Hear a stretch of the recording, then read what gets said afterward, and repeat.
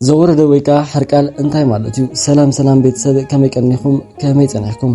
امن لهم انتي مدبنا زحلفه سمن 4 صوم اكل كوينو اتي صومنا يصوم تا قدامي سنبت زورد تبايدا يفلط سلازي جله بزعبا زورد خنكم زورد مالت املاحنا ملحنان يسوع كريستوس بقدم قرنطوس اتيو 4 معتن 4 ليتن كم صم اب صوم تبايلو كم زفلط صوم قدمتاوي صومن قديمو تن 7 معتي زصوما زورد تباهيدن يفلطا روسو زخاله تاريخ الله ناي مجمريا سنبتون تاريخو زجمر اسرائيلاوين زهوخومن زچنقومن زربشومن زنبره فوقاز تباهله بزح سلز شغروم تاكيوم نام نغسيم حرقالن بمخاد صلاينا فوقا قتلو بلوم ግን حرقال نا እግዚአብሔር ሕጊ ትእዛዝ ይፈልጥ ስለዝነበረ እግዚአብሔር አምላክ ቅየመኒው ነዚ ክፉ ተግባር አይሶርሐነ ይበሎም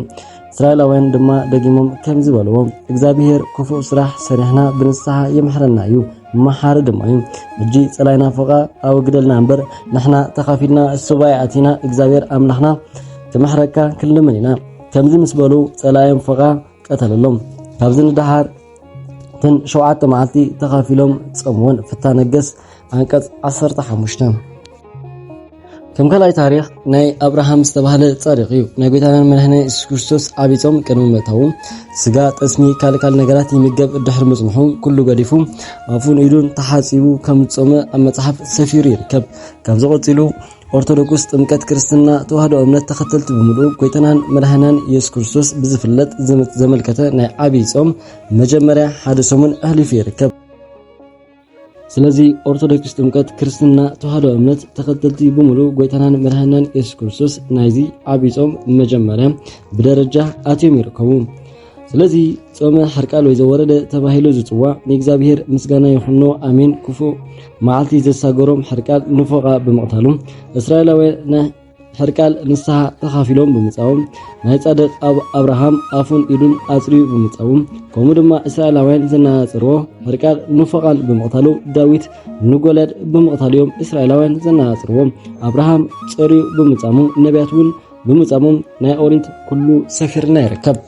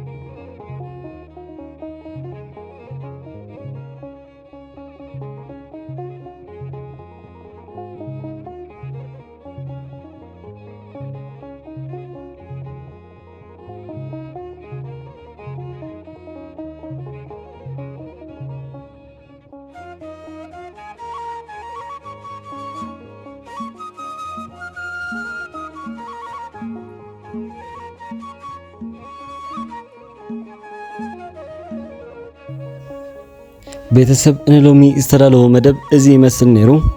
ሰባት ለእግዚአብሔር እዳሃንኩኑ ላይክ ሰብስክራይብ ሼር አይትረሱም።